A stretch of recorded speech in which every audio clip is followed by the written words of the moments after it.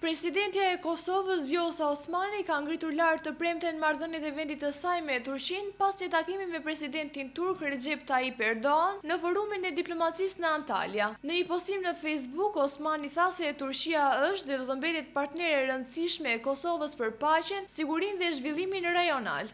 Marrëdhëniet tona janë më shumë se miqësi, janë një partneritet i ndërtuar mbi besim, respekt dhe vizion të përbashkët për të ardhmen, tha ajo.